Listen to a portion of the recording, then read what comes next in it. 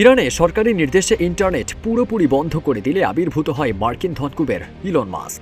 পাঠান তার উচ্চ প্রযুক্তির স্টারলিংক ইন্টারনেট, কিন্তু এবার সে চাল পাল্টে দিয়েছে ইরান সরকার। সামরিক জ্যামার ব্যবহার করে প্রায় অচল করে দিয়েছে এই স্যাটেলাইট ইন্টারনেট পরিষেবাকে। স্টারলিংকের আপলিংক এবং ডাউনলিংক ট্রাফিকের ৮০% এখন বাধার মুখে। ইরান ওয়্যারের বরাতে মার্কিন বিজনেস ম্যাগাজিন ফোর্বস জানায়, ইরানের ভেতরে হাজার হাজার স্টারলিংক ইউনিট চালু রয়েছে। এমন খবর শোনা গেলেও আদতে ইন্টারনেট ব্ল্যাকআউট স্যাটেলাইট সংযোগকেও গ্রাস করেছে। প্রতিবেদনে আরও বলা হয়, শুরুতে স্টারলিংকের আপলিংক ও ডাউনলিংক ট্রাফিকের প্রায় ৩০% ব্যাহত হয়েছিল, তবে ঘণ্টাখানেক পরই স্টারলিংক ইন্টারনেটের ৮০%-এরও বেশি ট্রাফিকের কার্যক্রম বাধার মুখে পড়ে।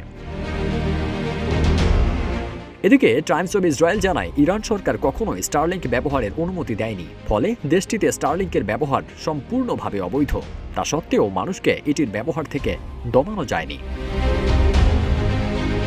স্টারলিংক রিসিভার স্যাটেলাইটের সঙ্গে যোগাযোগ স্থাপনের জন্য জিপিএস ব্যবহার করে। টাইমস অব ইসরায়েল জানায়, গত জুনে ইসরায়েলের সঙ্গে ১২ দিনের যুদ্ধের পর থেকেই জিপিএস সিগন্যাল ব্যাহত করে আসছে ইরান। ফলে শাটডাউনগুলো কিছু জায়গায় কাজ করলেও অনেক জায়গায় কাজ করছে না।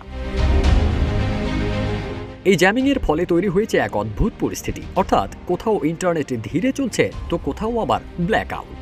প্রযুক্তিবিদরা বলছেন, স্যাটেলাইট সংযোগ ক্ষতিগ্রস্ত হওয়ায় ইরানে থাকা স্টারলিংকের ইন্টারনেট সেবা ঝামেলা পোহাচ্ছে।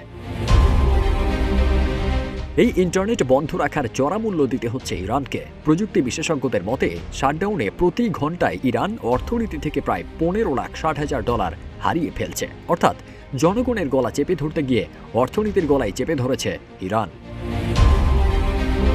ফারদিন সানি, রূপালী বাংলাদেশ।